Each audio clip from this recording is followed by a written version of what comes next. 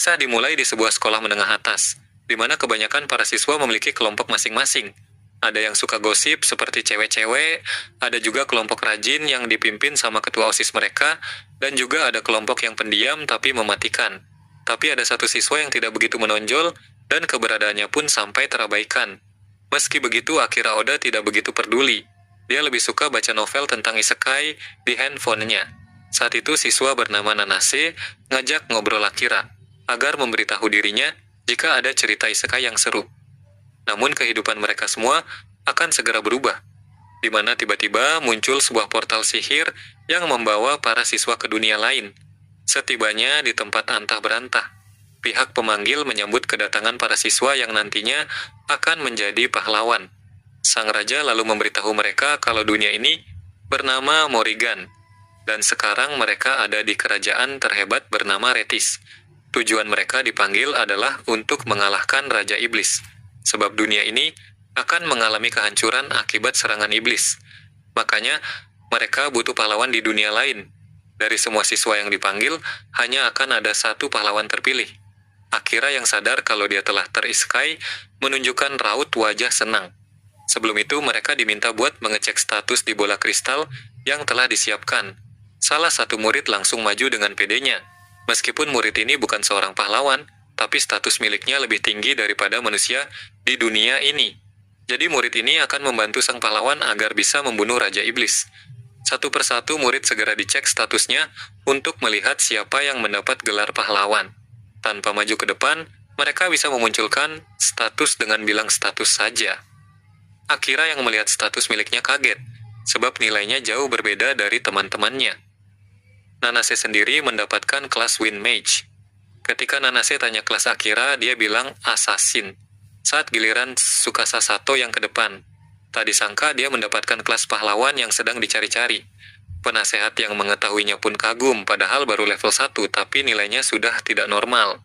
Nanase sendiri sudah tak kaget karena Sato memang sangat unggul di atas mereka. Akira yang melihat poin Sato merasa khawatir sebab poin miliknya lebih tinggi. Bagaimana jika semua orang tahu dan malah jadi bumerang untuknya? Apalagi dia masih belum tahu kebenaran tentang dunia ini. Saat melihat ada skill menyembunyikan keberadaan, dia langsung menggunakannya agar tidak perlu melewati pemeriksaan. Setelah memeriksa semuanya, mereka akan dikasih perlengkapan yang cocok. Dan untuk malam ini mereka diperbolehkan untuk istirahat dulu. Saat Akira mengikuti teman-temannya, dia melihat kamera pengintai. Akira makin tambah curiga. Pasti ada yang disembunyikan di kerajaan ini. Tanpa Akira sadari, pemimpin prajurit telah menyadari skill miliknya. Singkat cerita, Akira memilih kamar yang tidak begitu mencolok. Itu dia lakukan agar tindakannya tak dicurigai. Setelah mengganti baju, Akira akan mengumpulkan informasi di dunia ini. Ketika melihat pemandangan, dia tak menyangka bakal hidup terisekai. Berkat kelas assassin miliknya, gerakan tubuh Akira jadi begitu ringan. Di ruangan arsip terlihat sang raja dan putri sedang membahas sesuatu yang penting, di mana putri bilang agar raja tak perlu khawatir sama anak-anak ingusan dunia lain. Raja meminta putrinya agar menjauhkan para murid dari ruang arsip. Akan sangat merepotkan jika sampai keberadaan arsip ini diketahui mereka. Akira yang mendengar percakapan mereka, segera menggunakan skill menyembunyikan keberadaan. Setelah putri itu pergi, Akira sudah berdiri di belakang raja. Sebenarnya Akira bisa dengan mudah membunuh sang raja, tapi dia mengurungkan niatnya sebab dirinya ingin tahu tujuan mereka. Raja sendiri merasakan ada yang aneh di dekatnya, tapi karena tak ada orang dia tidak curiga. Pada keesokan paginya, para murid telah berkumpul untuk sarapan. Akira sendiri masih saja menggunakan skill menyembunyikan keberadaan. Akira sebenarnya ingin memberitahu teman-temannya tentang temuannya tadi malam. Tapi dia khawatir kalau semua temannya pada tak percaya. Saat itu Sato bilang di hadapan semua orang kalau dia ingin mengemban tugas dari raja, yaitu membunuh Raja Iblis. Agar rencana itu berhasil, dia butuh dukungan dari teman-temannya. Sontak semua teman-temannya pun sependapat sama ucapan Sato. Kemudian mereka akan dilatih agar bisa memaksimalkan kelasnya. Pelatih yang akan mendampingi mereka bernama Saran Mitrai, yang merupakan komandan ksatria kerajaan Retis. Mitrai juga ditemani sama bawahannya yang bernama Jil. Mereka akan dilatih selama 1 bulan penuh, agar mahir dalam bertarung. Setelah itu mereka akan menjelajahi labirin, tapi tetap akan ditemani sama Mitrai dan Gil. Akira sendiri tak ikutan berlatih, sebab dia memiliki misi sendiri. Mr. Hai lalu undur diri sebentar dan menyerahkan semuanya pada Jill. Ketika Akira berasa di taman, tak disangka keberadaannya telah diketahui sama Mr. Hai. Mr. Hai bilang kalau skill milik Akira masih aktif kok. Masalahnya dia ini mempunyai kemampuan Mystic Eye. Berkat kemampuannya itu dia bisa menangkap perbedaan suhu secara visual. Awalnya Akira menaruh curiga pada Mr. Hai. Takutnya dia satu kelompok sama Raja. Namun ternyata dia berbeda jalan, hal itu membuat Akira jadi lega. Mereka lalu ngobrol berdua, di mana Akira memberitahu Mitrai kalau skill menyembunyikan keberadaan miliknya memiliki level maksimum. Namun skill yang lain hanya memiliki level 1. Akira sendiri tak tahu bagaimana cara meningkatkan skillnya. Mitrai akan membimbing Akira untuk masalah itu. Tapi sebagai gantinya, Mitrai ingin agar Akira memberitahu tentang dunianya. Sebab Mitrai sangat haus akan ilmu duniawi. Sebenarnya Akira sangat suka terisekai di tempat ini. Tapi bagaimanapun juga dia memiliki keluarga di bumi. Keluarganya pasti khawatir dan dia juga sebaliknya. Jadi Akira harus menjadi kuat agar keinginannya kembali pulang bisa terrealisasikan. Kesepakatan pun dibuat, terlihat keduanya sama-sama senang. Perlu diketahui, jika di dunia ini juga hidup elf dan beastmen. Tapi semua ras itu tinggal di benua yang berbeda. Akira sendiri langsung melatih fisiknya seperti yang diperintahkan Mr. Hai. Mr. Hai menjelaskan kalau level kelas hanya bisa naik setelah membunuh monster, tapi kalau level skill bisa naik dengan cara latihan. Akira juga menceritakan tentang dunianya pada Mr. Hai.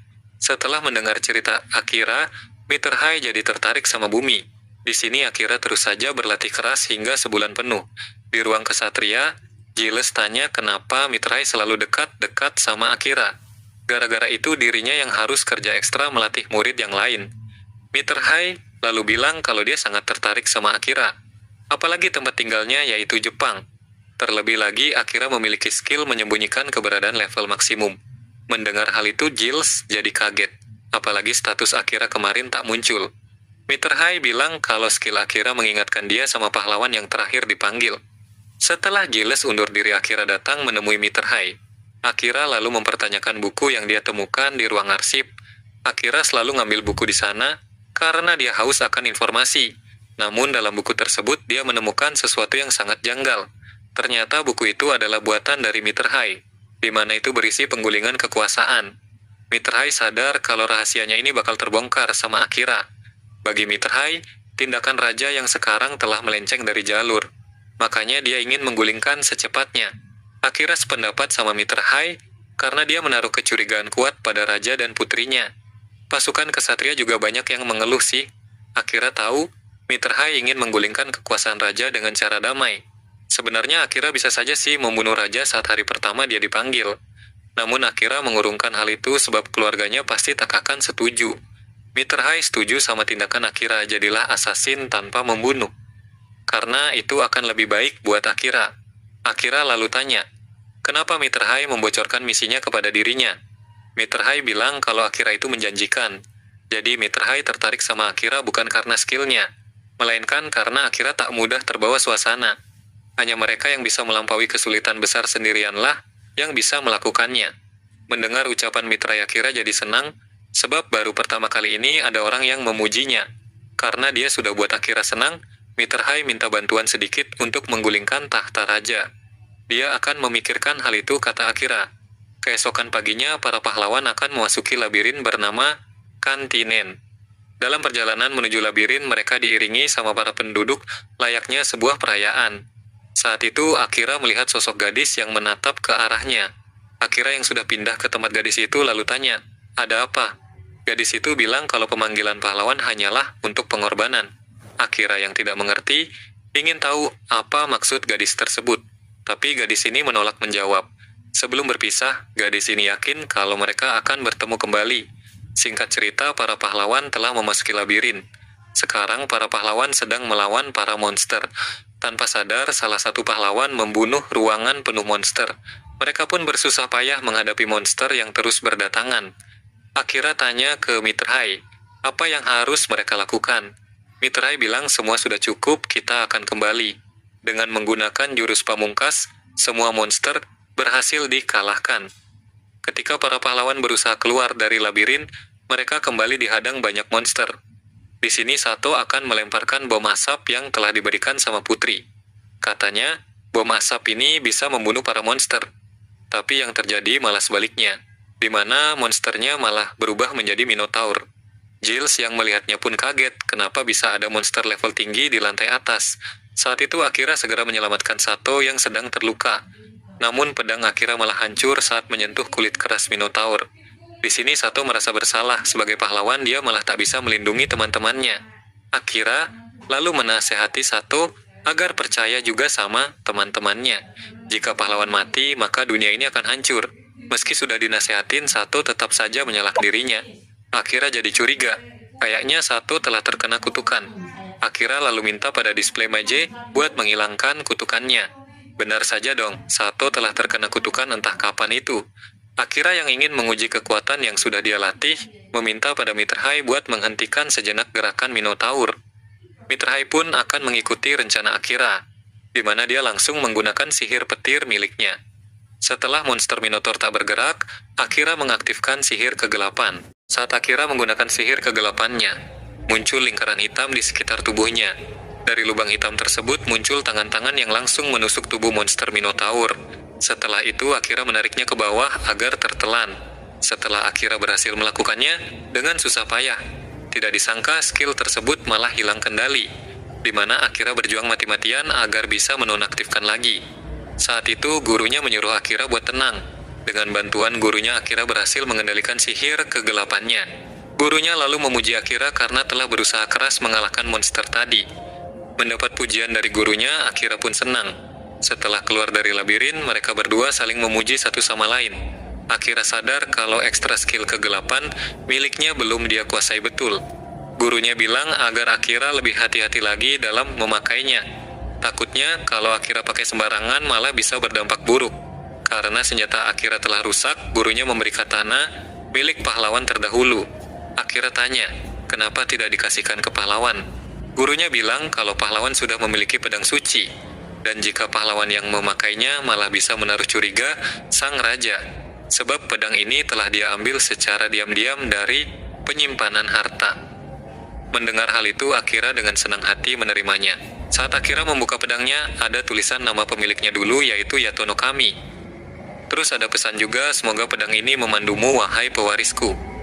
Akira dan gurunya berharap bisa bertemu sama pahlawan terdahulu. Untuk kondisi pahlawan sendiri, masih dikeluarkan kutukannya. Sepertinya kutukan yang diterima pahlawan terlalu kuat. Gurunya tahu kok, siapa yang menyebabkan itu semua. Ternyata kutukan itu berasal dari Putri Raja. Akira yang masuk tanpa izin langsung menebas kristal tersebut. Dengan begini dia yakin kutukan pahlawan akan hilang.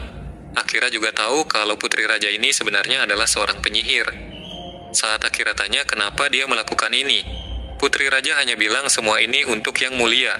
Karena tak ada informasi yang bisa digali lagi, Akira memutuskan pergi. Tanpa sadar, Putri Raja masih memiliki kristal kutukan pada teman-teman Akira. Saat Akira menunjukkan kristal yang dia ambil, gurunya sadar kalau Putri Raja hanyalah sebuah boneka. Yang bikin gurunya heran kenapa Akira malah menunjukkan wajahnya. Akira bilang kalau dia ingin mendengar apa yang Putri pikirkan, taunya malah percakapan yang tidak penting.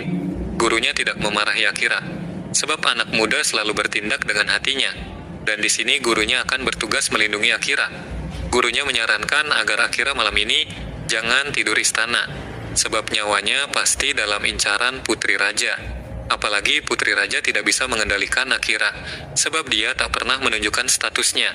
Melihat sikap gurunya, Akira merasa senang. Andai saja di dunianya dulu ada orang seperti gurunya. Mendengar hal itu, gurunya bilang agar membawanya saja ke dunianya. Dengan nada bercanda, Akira bilang, nanti malah ngerepotin. Pada pagi harinya, Akira terbangun karena mendengar suara berisik dari istana. Saat Akira datang, Sato kaget karena dia tidak kelihatan sedari tadi. Padahal sekarang ini guru mereka telah terbunuh. Mendengar hal itu, Akira seketika panik dan segera melihatnya sendiri. Saat Akira meratapi kematian gurunya, teman-temannya malah menuduh dialah yang membunuhnya. Itu karena pedang yang tertancap, Akira tahu kalau mereka telah dikendalikan Putri Raja. Pasti dirinya saat ini telah dijadikan kambing hitam. Benar saja, saat itu Raja menyuruh prajuritnya untuk menangkap Akira. Untungnya, Akira berhasil lolos berkat skill menghilangkan keberadaan. Saat mereka lagi sibuk, Akira menghampiri Jill. Dia tahu kalau pembunuh Mitrihi adalah pasukan pribadi raja bernama Gagal Malam. Sekarang Akira lah yang jadi incaran raja. Giles lalu bilang kalau sebelum mati Mitrihi telah menyiapkan bekal berkelana untuk Akira di ruangannya. Giles berharap agar Akira bisa selamat dari kejaran raja.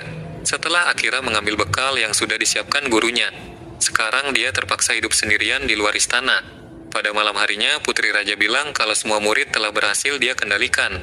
Raja pun senang mendengarnya, tinggal membuat alasan menjadikan mereka pion untuk menyerang kerajaan timur.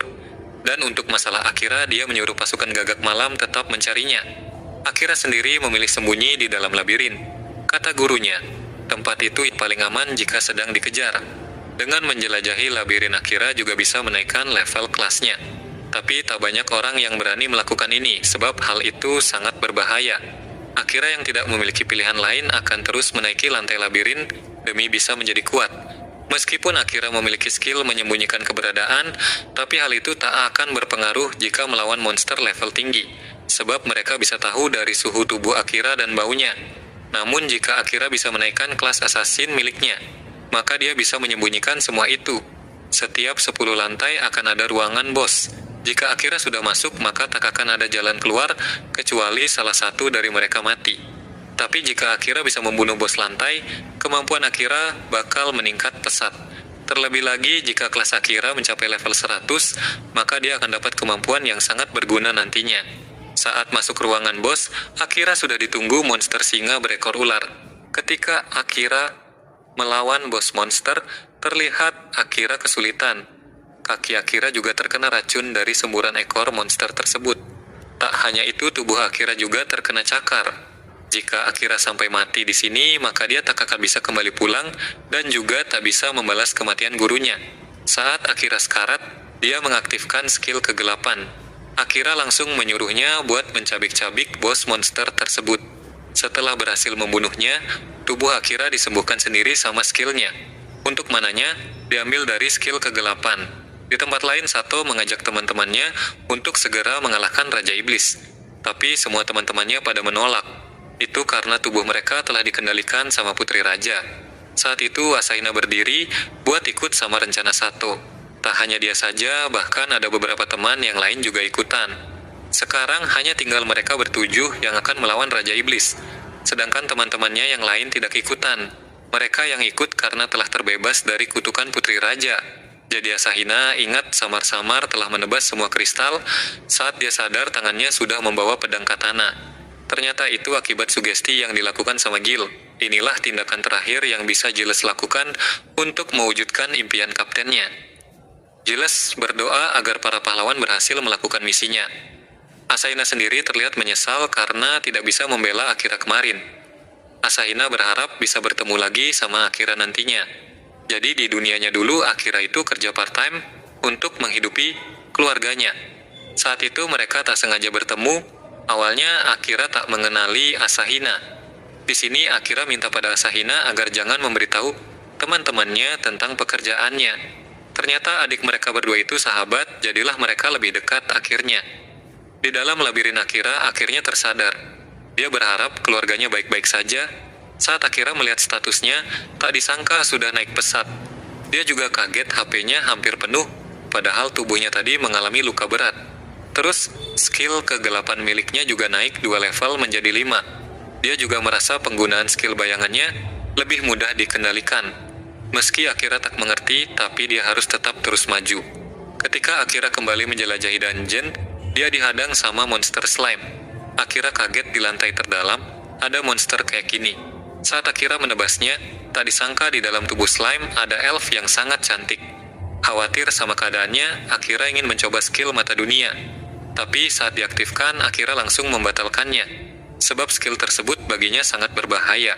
Tiba-tiba gadis elf itu terbangun, dia lalu tanya di mana dia sekarang. Akira bilang kalau dia ada di lantai 75 dungeon kantine. Akira tahu kalau kondisi dia buruk, sebab dia tadi lihat statusnya yang tinggal 2% HP-nya. Tiba-tiba elf itu jatuh pingsan di pelukan Akira. Akira lalu membawanya ke tempat telaga air buat istirahat sejenak. Gadis elf itu pun terbangun karena perutnya keroncongan. Akira lalu menyuruhnya buat minum dulu agar badannya enakan. Sebab jika sakit demam dia tak boleh sampai dehidrasi. Kemudian Akira memberikan bubur yang dia buat. Melihat gadis elf ini makanya sangat lahap. Akira yakin dia bakal segera sembuh nantinya. Gadis elf ini lalu tanya kok Akira bisa tahu cara mengobati. Akira bilang kalau dia sudah sering merawat ibunya yang sakit. Kemudian elf ini tanya, apakah Akira yang menulis angka di batu tersebut? Akira bilang kalau itu adalah penanda lantai agar dia tidak tersesat. Katanya tadi di lantai 75, kok sekarang lantai 69? Berarti Akira membawa tubuhnya ke sini dong. Akira tidak menyentuh yang aneh-aneh kan, kata gadis ini. Akira bilang tenang saja. Dia membawa ke sini sebab lantai ini yang paling dekat ada airnya. Ketika mereka tidur, Akira mengaktifkan deteksi bahaya. Takutnya ada monster yang menyerang. Melihat wajah Akira, gadis elf ini begitu senang. Singkat cerita, mereka sudah bertarung lagi sama monster. Akira tanya kenapa dia masih mengikuti dirinya. Elf ini bilang kalau tujuan mereka sama. Akira tidak masalah, yang penting gadis elf ini bisa melindungi dirinya sendiri. Kemudian mereka masuk ke ruangan bos. Ternyata bos di lantai ini adalah monster naga. Mereka pun bekerja sama untuk mengalahkan naga tersebut. Saat gadis elf ini menggunakan sihir gravitasi, Akira akan menyerangnya dengan menghilangkan keberadaannya. Tapi naga itu tahu lokasi Akira berkat deteksi mana miliknya. Elf ini lalu menyuruh Akira buat membaurkan mana miliknya. Karena Akira tidak tahu caranya, dia mencoba menggunakan skill kegelapan yang difokuskan. Berkat serangan Akira tersebut, akhirnya naga ini berhasil dia tumbangkan. Gadis elf ini tanya, apa yang dilakukan Akira tadi? Akira bilang kalau dia melakukan sebaliknya dari perintah gadis elf ini. Tiba-tiba, jasad naga tersebut mengeluarkan cahaya yang sangat terang. Setelah cahayanya meredup, tak disangka tubuh naga tadi berubah jadi kucing, di mana di dahinya ada tanda mata iblis. Sekarang kucing ini sudah lemah, skill ekstra yang dimiliki kucing ini adalah shapeshifter. Nama kucing ini adalah Black Cat. Akira lalu tanya, apakah dia menggunakan mata dunia untuk ngecek status milik kucing ini? Elf ini bilang iya. Kenapa Akira tidak menggunakannya juga, kata elf ini. Akira bilang kalau dia masih belum menguasainya. Namun elf ini bilang kalau Akira itu menolak skill tersebut makanya tidak bisa. Kucing ini pun tersadar dan bilang kalau dia ini adalah buatan Raja Iblis. Akira kaget kok dia bisa bicara. Ternyata iblis ini sudah dibekali kecerdasan superior sama Raja Iblis. Akira yang tidak tahu apapun diejek sama kucing tersebut. Mendengar hal itu Akira kesal. Padahal nyawa kucing ini terancam loh. Sebelum kucing ini dibunuh, dia memberikan pesan dari Raja Iblis buat Akira agar menemuinya di kastil yang ada di dalam benua Iblis Volcano. Entah bagaimana cara Raja Iblis mengetahui Akira, sebab kucing ini juga tak tahu. Saat kucing ini sudah pasrah buat dibunuh Akira, Akira malah menolak sebab kucing ini begitu menggemaskan. Si elf bingung, kalau dia tidak membunuhnya, maka pintu ruangan bos tak akan terbuka. Dan jika Akira hanya berdiam diri, maka dia akan mati kelaparan. Akira tanya, apakah ada cara lain selain membunuh kucing ini? Wanita elf bilang, hanya ada satu cara, yaitu dengan menjadikan kucing ini familiarnya. Tapi hal itu sangat sulit. Soalnya, Akira harus memiliki kendali sihir yang luar biasa. Kucing ini juga menghina kalau bocah ingusan. Seperti dia mana bisa melakukan hal itu. Elf ini juga bilang kalau hanya pahlawan saja yang bisa melakukan itu. Akira tanya, dampaknya apa kalau dia gagal? Jika gagal maka salah satu dari mereka akan mati atau bisa jadi keduanya mati. Di sini Akira tak peduli dan akan tetap mencobanya. Akira melakukan ini semua tanpa alasan, dia hanya mau saja kok.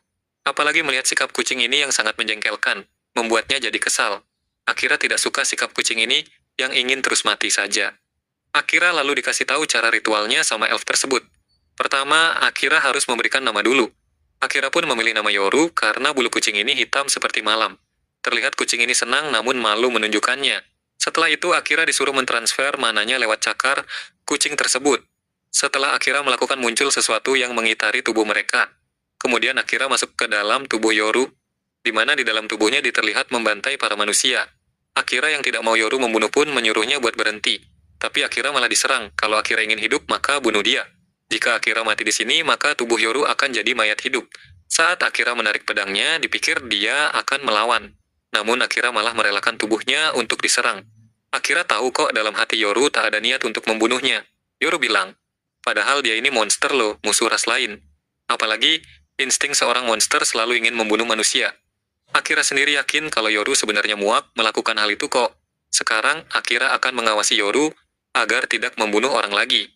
Tiba-tiba, area di sekitar mereka mulai menghilang, di mana kontrak yang Akira buat sama Yoru telah berhasil.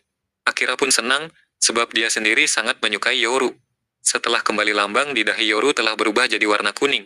Itu tandanya, Tuan Yoru sekarang adalah Akira. Yoru berjanji akan mengabdikan hidupnya sama Akira. Yoru juga akan menghormati wanita elf sebagai rekan yang berharga. Tiba-tiba, muncul sebuah portal yang akan membawa mereka keluar. Portal itu sendiri tidak akan menghilang sebelum dipakai. Karena Yoru masih lemah, dia minta istirahat dulu sejenak. Apalagi tempat ini sangat aman sebab monster tak akan bisa masuk. Sembari menunggu, Amelia menyarankan agar mereka saling bercerita agar lebih akrab lagi.